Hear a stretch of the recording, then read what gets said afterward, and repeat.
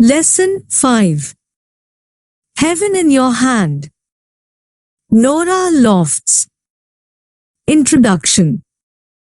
Born in Norfolk in 1904, Nora Lofts, fictionist and romancer, showed a penchant for writing at the age of 11 or 12. I Met a Gypsy, published in 1935, was her first novel. Contents. Introduction.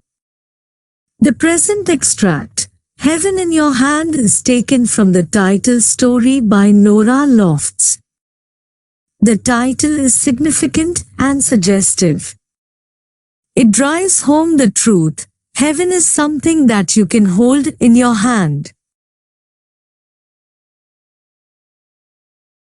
Annie. A fit playmate to Dorothy. Annie had lost her father. Her mother had to bring up 6 of her children, of whom Annie was one. She had a pretty sister by name Emily. Emily was rich. She had one and only daughter by name Dorothy. Annie's younger sister was too young. Her little brother was too old. Her brothers were not well disposed towards Dorothy. Therefore, Annie was considered a fit playmate to Dorothy. Annie's mother was too poor to buy new clothes for Annie. Therefore, Annie had to wear Dorothy's used clothes. She was constantly reminded of her poverty and dependence. Annie's birthday. Annie had her birthday celebrated. The party was a simple affair. Her mother did provide a simple tea with sandwiches and cakes. She only promised her a new hair ribbon. Her little sister presented her with aniseed balls. Her brother, Fred, allowed her to ride on his newly bought bicycle. Dorothy's birthday. A month later came Dorothy's birthday. Annie hated wearing Dorothy's dress, but she could not but attend the party wearing it. The house was full of people and flowers. Dishes included various tempting items like tea, ice cream, cakes, strawberries, and sandwiches. There were 60 presents, all new, expensive, and comfortable. Dorothy's room looked like a shop. Annie was envious of Dorothy's presents. They shone by contrast. Aniseed balls were the only present Annie had. She became sick with envy. Moody behavior of Dorothy. The party came to an end. Annie too wanted to leave. Dorothy's dress on her person made her cry inwardly. Aunt Emily wanted her to carry home some of the birthday cakes. Annie could not decline that. With all the presents, Dorothy was unhappy because of the absence of Connie, who had gone to Italy. She expressed her desire to go to Italy. The idea of visiting Italy never occurred to Annie. Annie's eyes wandered back to the door. She became sick of Dorothy's presence. Emily's offer and Dorothy's choice. Just then Aunt Emily came carrying a box and put it into Annie's hand and kissed her. Annie thanked her for the lovely gift. Aunt Emily felt sorry for having forgotten Annie's birthday. She insisted on giving Annie a birthday present. Annie's sense of independence stood in the way of accepting any present. But she did most dreadfully want a doll. Even pride could not make her decline it. Emily asked her to take her choice. Annie chose the smallest doll there, a very tiny, Chira doll, but she made no move to take it. Aunt Emily had to lift it and put it into her hand. Conclusion. Annie was in a state of joy. All self-pity, envy and malice were gone. She walked home, one hand carrying the box of cake and the other curled about the little doll. On her way, she indulged in philosophical thoughts.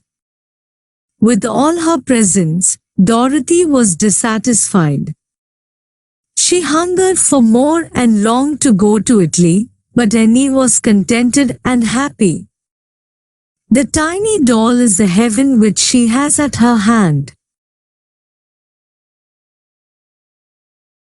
Summary. Annie was a fatherless child brought up by her mother. Her mother was too poor to buy new clothes for her. She had a rich sister by name Emily. Emily had only one daughter by name Dorothy. Annie had to put on Dorothy's clothes. She was constantly reminded of her poverty and dependence. Annie had her birthday party. It was a simple affair. Aniseeds were her only birthday present. It was given by her little sister. A month later, Dorothy had her birthday. The house was full of people and flowers. Dishes included tempting items. Dorothy's little room looked like a shop with all the 60 presents. Annie became sick with envy. With all the 60 presents, Dorothy was dissatisfied. She hungered for more. She yearned for the company of Connie. The party came to an end. Aunt Emily gave Annie a box full of birthday cakes. She felt sorry for having forgotten Annie's birthday. Emily insisted on giving Annie a birthday present and asked her to take her choice. Annie's sense of independence stood in the way. But she wanted a doll and chose the smallest doll there. Aunt Emily put it into her hand. With joy, Annie walked back home carrying the box of cakes and the little doll. All envy was gone. With the tiny doll in her hand, she felt holding the heaven in her hand. Supplementary materials. 1. Describe Annie's feelings as her fingers closed about the little doll's body. Annie experienced a sense of tightness, of completeness, and of complete belonging. Such a feeling comes once or twice in a lifetime. She felt extremely happy and forgot all envy, malice, and self-pity. She realized that she had made the right choice. Anything else would have been an embarrassment. The tiny doll was handy, handsome, and portable. It could be carried to school in her pocket and tucked under her pillow. It was her doll, made for her. None could share it.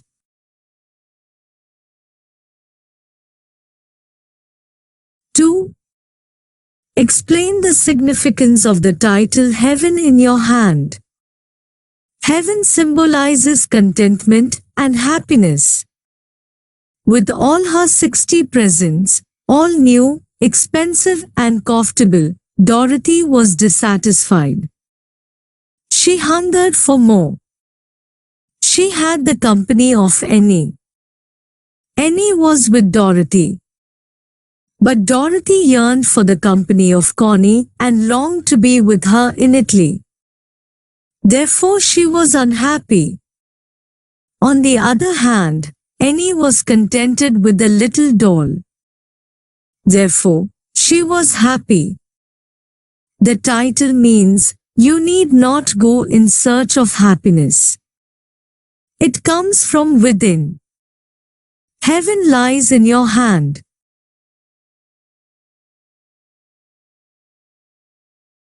Thank you for watching. If you found this video helpful, please like, subscribe and share.